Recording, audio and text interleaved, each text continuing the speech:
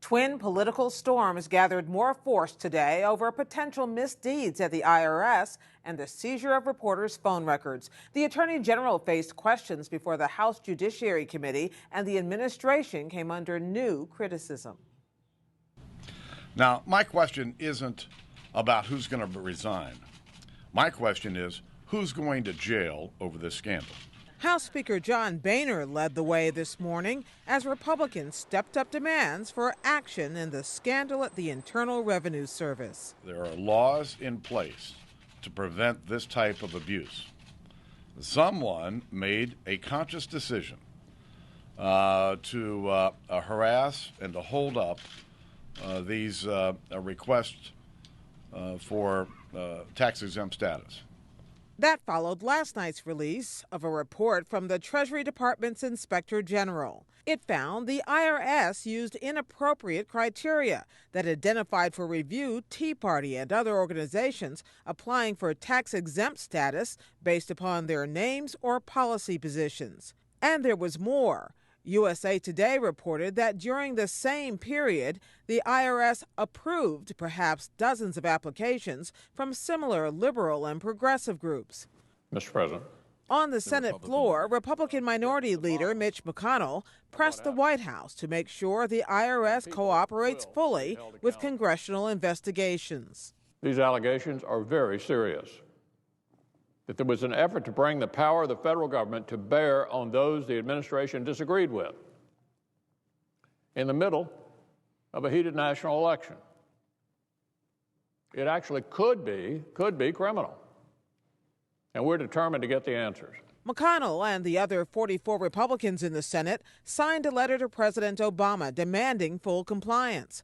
White House Press Secretary Jay Carney said today the president is committed to getting to the bottom of what happened. He expects people to be held accountable if they engaged in inappropriate activity, inappropriate conduct. He expects the Treasury Department and the IRS to take all the necessary actions to ensure that this kind of thing cannot happen again. Please rise. I will begin. Attorney General Eric Holder has already begun a criminal investigation into the IRS matter, but some lawmakers see larger patterns at work. Republican Congressman Steve Chabot of Ohio. I believe there's been a pattern by this administration in not taking responsibility for failures, avoiding blame, pointing the fingers in somebody else's direction. Would you agree with that? No. I thought you might say that. I think a lot of people do, including myself, and I think a lot of members of this committee, and we might be divided, obviously, but these are very significant things which have occurred here, and I would strongly encourage this administration to get out front, get all the facts out, let the chips fall where they may. I would agree with that last part of your statement. It is one of the reasons why I ordered the investigation last Friday, and I can assure you and the American people that we will take a dispassionate view of this. This will not be about parties. This will not be about ideological persuasions. Anybody who has broken the law will be held accountable. Still, House Republicans have frequently accused Holder of stonewalling their investigations, even citing him for contempt. That bad blood was on sharp display when Holder's leading critic, California Congressman Darrell Issa, complained the department failed to hand over emails in another matter involving the Civil Rights Division.